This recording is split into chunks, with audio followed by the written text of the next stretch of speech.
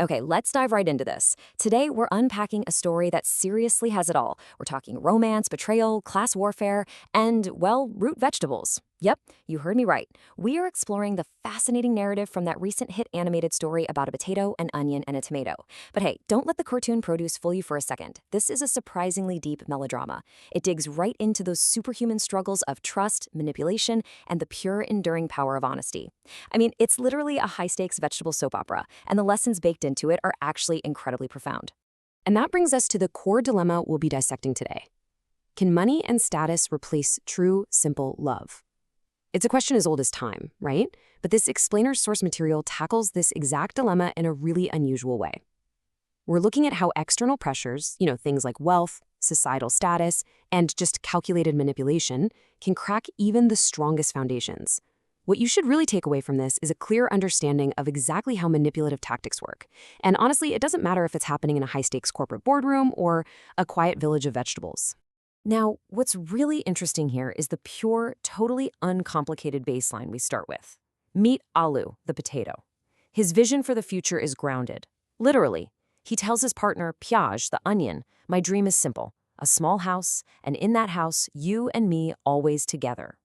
It's just this honest, unpretentious kind of love. There are no grand, sweeping promises of wealth, no complicated strings attached, just a solid commitment to companionship. This sets our whole baseline. This right here is the genuine emotional connection that our antagonist is about to aggressively test. And that brings us right to the core conflict of the entire story. On one side, we have Alu, representing simple village life, genuine love, and absolutely honest intentions. But then, enter the disruption. Tomato, the tomato. He rolls in from the city, wealthy, flashy, and immediately starts handing Payaj these expensive, exotic flowers. He clearly values status and money above pretty much everything else, and he isn't afraid to use them to get exactly what he wants. We immediately see this huge clash of two completely different value systems. It's the rustic, honest approach going head-to-head with the flashy, calculated, and, let's be real, manipulative approach of the city dweller. Let's see how this builds, because Tomato doesn't just show up, he executes a highly calculated blueprint for sabotage. First up, he establishes this massive financial imbalance with those expensive flowers. Next, he starts planting seeds of doubt directly into Alu's mind. He actually tells him straight to his face that he isn't capable of keeping Piaj happy. Then, he pivots right to Piaj, spinning this skewed version of reality where cash totally trumps emotion. Finally, through all these whispered lies, he actually manages to isolate the couple from each other. He's trying to prove Alu is weak so he can swoop in as the big savior. I mean, it is absolute textbook psychological manipulation. Just listen to the harshness of his worldview for a second. Tomato literally tells Alu, "Love doesn't fill the stomach, my friend. You need money, you need status." He uses the very concept of reality as a weapon, by framing their emotional connection as some kind of childish fantasy, and wealth as the only true security. He essentially forces Alu to doubt his own self-worth. And this matters so much because it perfectly highlights how manipulators often disguise their selfish, destructive motives as, just pragmatic, helpful advice. He's basically trying to win the game by making his opponent forfeit out of sheer insecurity. And the really tragic part? The manipulation actually starts working on Piaj. She finds herself plunged into this incredibly difficult position. Her heart tells her that Alu's love is honest and true, but Tamar is constantly in her ear, pushing this harsh, financially secure reality that Alu simply can't match. Successfully isolated by Tamar's strategic lies, Piaj asks for time to think. She's forced to weigh her deep emotional intuition against the practical, everyday need for survival. It's a moment of profound vulnerability that honestly makes these characters feel incredibly relatable. But wait, just when all hope seems completely lost in the vegetable village, we get a massive game changer. Enter Gobi, the cabbage or cauliflower, depending on your translation, but more importantly, the absolute ultimate loyal sidekick.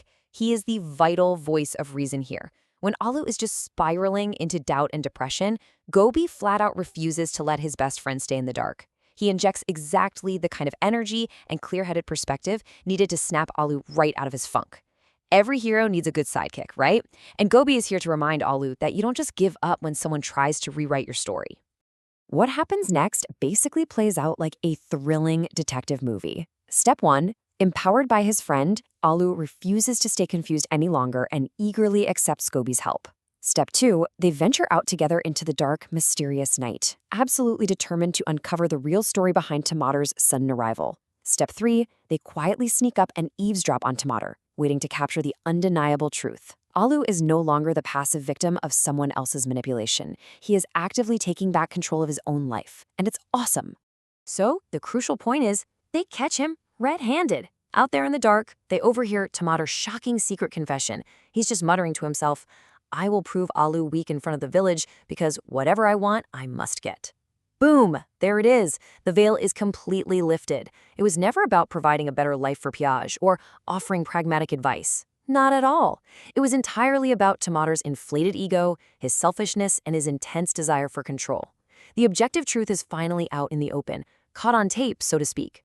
Armed with this reality, the dramatic tension reaches its absolute peak. Alu bravely marches right up to Piage and the rest of the village to expose the villain. He boldly declares, "Here is Tomater's truth. All of this is a lie." I mean, imagine the drama in the village square. But notice this. Alu doesn't resort to violence or try to match Tomater's manipulative games. He simply uses the undeniable truth to shatter the illusion Tomater had so carefully built. That shiny facade crumbles instantly the second it's finally exposed to the bright light of honesty. And here is where the story gives us a genuinely surprising and honestly refreshing resolution. Instead of doubling down on his lies or plotting some bitter revenge, the antagonist actually admits defeat. Tomatar realizes his fundamental misunderstanding of the world, stating, "Love cannot be forced. True love doesn't come from hiding the truth. I was wrong." It's a really striking moment of accountability. He realizes that, sure, you can buy status, and yeah, you can buy all the expensive flowers in the city, but you absolutely cannot manufacture genuine affection through deceit.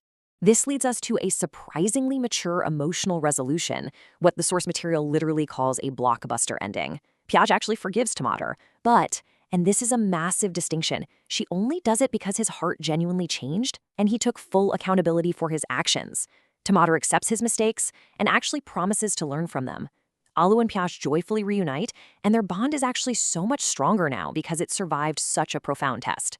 Ultimately, happiness and laughter return to the vegetable village. It's a completely earned ending based on genuine growth and, frankly, really difficult forgiveness. So what is the ultimate takeaway from all of this? Well, behind the colorful animation and the talking produce, the core moral of this fable is crystal clear. True love and absolute honesty will always outshine manipulation and forced affection. It's a powerful, real-world lesson about trust that absolutely applies to all of our relationships. Manipulators might seem to win in the short term by distorting reality, but an honest foundation, especially one supported by loyal friends who help you seek the truth, is completely unbreakable. Which brings us to our final thought for this explainer. The story resolves beautifully with a pretty incredible moment of grace and forgiveness. But, it's really worth asking yourself, if you were Piage, would you have forgiven Tomater so easily? Is true accountability enough to earn someone a second chance? Or is trust, once broken, broken forever? It's a complex psychological question wrapped up in a fun vegetable cartoon, and I'll leave you to chew on that. Thanks for exploring this fascinating story with us today. And hey, I challenge you to always seek the truth in your own life.